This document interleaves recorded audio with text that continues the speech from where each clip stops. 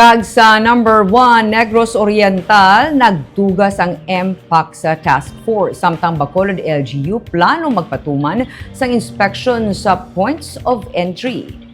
Bacolod LGU plano nga ipatuman ang inspection sa points of entry kabahin sa tikang batok sa Mpox. Samtang Negros Oriental ang nagtugas ng task force. Paagi sa gin-issue nga executive order ni Negros Oriental Governor Manuel Sagarbaria, nagporma na sang Mpox task force ang probinsya sa tuyo nga mapunggan kag makontrol ang paglapda sa makalalaton nga balatian. Nagsaka na sa 4 ang kumpirmado nga kaso ng Mpox sa Iloilo City kag may duha naman ka suspected cases.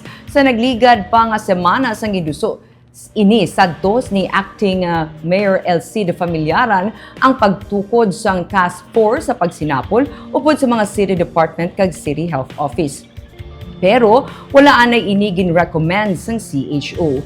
Ginpahayag ni Mayor Albi Benitez nga bisan pa hindi pa man ginakinahanglan, ginmandoan niya si City Health Office ang pagpatuman sang inspection kag monitoring sa mga points of entry kasubong sa seaport kag airport.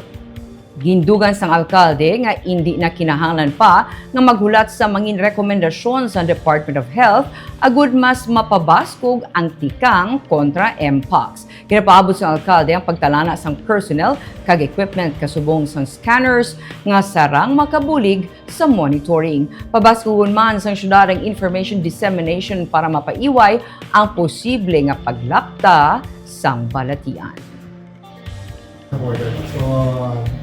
We have initiated measures to monitor ang kasulot sa aton from I think sa aton NegOr and airport.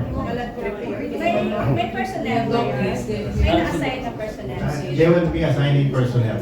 And we will just intensify information dissemination. Why don't we do a procurement sa ating mga scanners that Sige, we will consider. put sa Breadco kag we will actually ask of course the province and CAAP to put one also sa aton nga airport. Sige, with regards to that, sir, we also have considered that, but we are waiting for the final na guidelines from Department of Health. Kasi wala pa sila gid sang final na... Sige lang but if we know that fever is one of those symptoms, Yes. we can go ahead with that. I will not wait for the Department of Health to do this. We just want to make sure that at least there is prevention sa aton nga mga borders to come in. As of now, wala kita reported case.